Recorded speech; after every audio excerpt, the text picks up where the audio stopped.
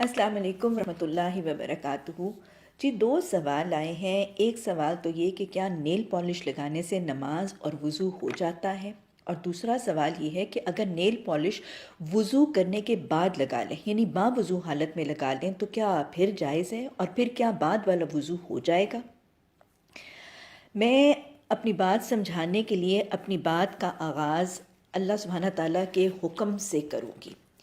اللہ سبحانہ تعالیٰ نے سورہ مائدہ میں جہاں وضو کے حوالے سے حکم دیا ہے تو فرمایا گیا یا ایھا الذین آمنوا اذا قمتم الی الصلاۃ، ایمان کا دعویٰ کرنے والوں جب تم نماز کے لیے اٹھو تو پھر کیا کیا کرو، فاغسلوا وجوہکم وایدیکم الی المرافق وامسحوا برؤوسکم وارجلکم الی الکعبین۔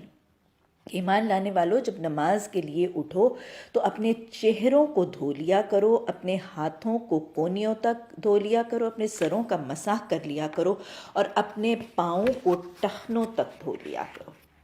یہ چار فرائض وضو ہیں، حکم خدا بندی ہے، ان کے بغیر وضو مکمل نہیں ہوتا۔ تو گویا ان کو ترک کرنے کا تصور وضو میں موجود ہی نہیں۔ اس میں صرف سر کا مسح کرنے کا حکم دیا گیا ہے، اور باقی تین یعنی چہرہ، ہاتھوں کو کونی تک اور پاؤں کو ٹخنوں تک فاغسلوا یعنی دھونے کا حکم دیا گیا ہے۔ تو گویا اس حوالے سے ان تین اعضائے وضو یعنی چہرہ، ہاتھوں کا کونیوں تک اور پاؤں کے ٹخنوں تک دھونا، یعنی کوئی ایک بال برابر علاقہ بھی خشک اگر رہ گیا تو یہ حکم کی تکمیل نہیں ہوگی اور گویا وضو نہیں ہوگا۔ حدیث مبارکہ کے الفاظ بھی اس کی تشریح کرتے ہوئے نظر آتے ہیں۔ ان ابی ہریرہ قال قال رسول اللہ صلی اللہ علیہ وسلم لا تقبل صلاة احدکم اذا احدث حتی یتوضع، کہ رسول اللہ صلی اللہ علیہ وسلم نے فرمایا کہ اللہ تعالیٰ کسی اس شخص کی نماز قبول نہیں کرے گا اگر وہ بے وضو ہو یہاں تک کہ وہ وضو کر لے، یعنی بے نماز کی نماز قبول نہیں ہوگی جب تک وہ وضو نہیں کر لے گا۔ اور ایک اور حدیث کے الفاظ ہیں کہ آپ صلی اللہ علیہ وسلم نے فرمایا نماز جنت کی کنجی ہے اور وضو نماز کی کنجی ہے۔ گویا یہ بات ظاہر ہو رہی ہے کہ وضو کے بغیر نماز نہیں اور نماز کے بعد جنت کا داخلہ نہیں۔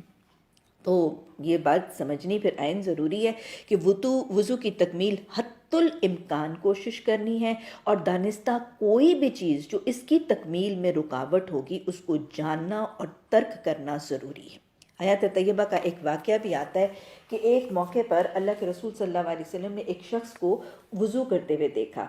اور حضرت انس رضی اللہ تعالیٰ عنہ فرماتے ہیں کہ نبی اکرم نے جب اس کو دیکھا کہ اس کے پاؤں میں وضو کرنے کے بعد ناخن جتنی جگہ خشک تھی۔ حدیث کے الفاظ جو ہیں وہ موجود ہیں، موضع الظفر، یہ ایک جگہ ناخن کے برابر جگہ خشک تھی، تو آپ نے اسے حکم دیا کہ واپس جا کر اچھی طرح سے وضو کر۔ یہ ابو داؤد اور نسائی کی روایت سے، اور اسی طرح حضرت ابو ہریرہ رضی اللہ تعالیٰ عنہ کی روایت سے مسلم میں حدیث ہے کہ آپ صلی اللہ علیہ وسلم نے ایک آدمی کو دیکھا جس کی ایڑیاں خشک تھیں، ایڑیوں میں سے کچھ حصہ خشک تھا اور اس نے مکمل طریقے سے نہیں دھویا تھا، تو آپ صلی اللہ علیہ وسلم نے فرمایا ویل للاعقاب من النار، خشک ایڑیوں سے جہنم کی آگ ہے۔ تو گویا پھر یہ حدیث واضح طور پر یہ وضع کرتی ہے کہ یہ بات طے کر دی گئی کہ اعضائے وضو میں سے بال برابر حصہ یا ناخن برابر حصہ بھی خشک نہیں رہنے دیا جائے گا، کیونکہ اس کے بغیر وضو نہیں ہوگا، اور اگر وضو نہ ہوا تو نماز نہیں ہوگی۔ اب یہ ساری تفصیل جاننے کے بعد ذرا نیل پالش کی حالت پر غور کریں۔ آپ جانتی ہیں کہ جب نیل پالش ناخن پر لگائی جاتی ہے تو یہ پینٹ کی طرح ایک لیئر ناخن پر لگا دیتی ہے۔ نیل پالش چونکہ ظاہر ہے پانی میں حل نہیں ہوتی تو یہ واٹر پروف ہوتی ہے، اور اس حوالے سے نیل پالش لگانے کے بعد ایک امپرمیبل، ایک واٹر پروف لیئر یہ ناخن پر اس کا لیپ ہو جاتا ہے، اس کی تہ لگ جاتی ہے، کوٹنگ ہو جاتی ہے، اور جس کی وجہ سے ظاہر ہے کہ جب وضو کیا جائے گا اور ہاتھ دھوئے جائیں گے تو پانی ناخن کی سطح یا ایکچول لیئر تک نہیں پہنچے گا، ناخن تر نہیں ہوگا۔ تو جب ناخن تر نہ ہوا تو فرائض وضو میں سے ایدیکم، تمہارے ہاتھ، ان فرائض وضو کا ایک حصہ تری سے محروم رہ جائے گا اور وضو مکمل نہیں ہوگا۔ میری بہنوں، بیٹیوں، نبی صلی اللہ علیہ وسلم نے تو اتنا دھیان کیا کہ خواتین اسلام کو یہاں تک تاکید کرتی ہے کہ اگر تم میں سے کوئی خاتون آٹا گوندے اور خشک آٹا اس کے ناخن کے ساتھ لگا رہ جائے تو اسے چاہیے کہ وضو سے پہلے اسے بھی کھرچ کر اتار دے۔ حالانکہ میرا خیال ہے ہم سب جانتے ہیں کہ آٹا اول تو پانی سے گھل کر نرم ہو جاتا ہے، اتر جائے گا، اور اگر نہ بھی اترا تو اس میں سے پانی کافی حد تک گزر جاتا ہے، لیکن پھر بھی اس کو کھرچ کر اتارنے کی تاکید کی گئی ہے۔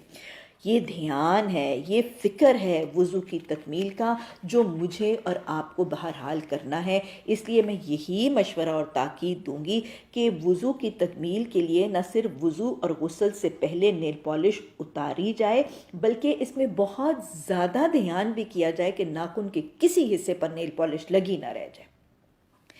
البتہ یہ بات میں ضروری واضح کر دوں کہ میری اس رائے کے برخلاف آپ کو کچھ علماء اکرام کی رائے نیل پالش کے باوجود وضو کے ہو جانے کے حوالے سے شاید کچھ جگہ سے ملے گی۔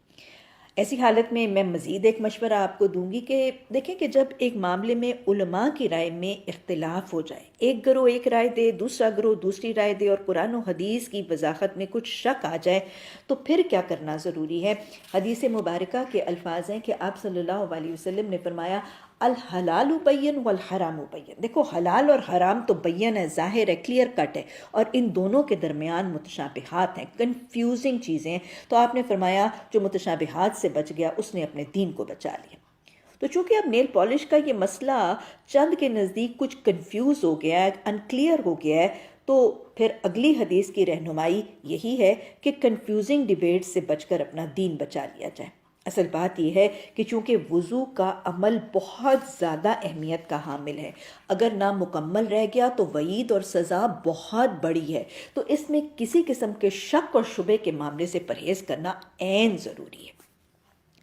اب آگے چل کر وہ دوسرا سوال جو بہن نے کیا کہ اگر وضو کے بعد لگا لیا جائے تو معاملہ کیا ہوگا،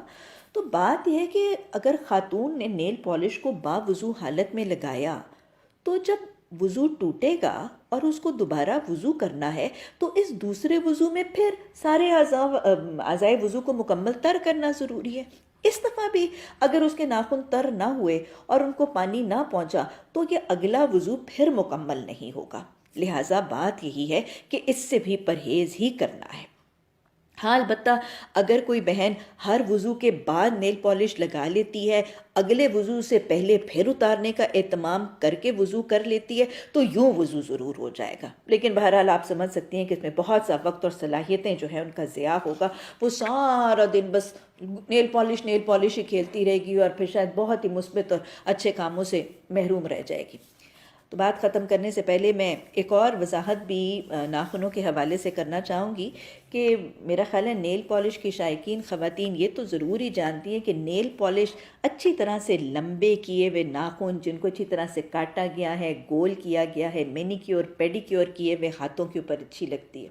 حدیث کی تعلیمات تو ہمیں یہ سکھاتی ہیں کہ آپ صلی اللہ علیہ وسلم نے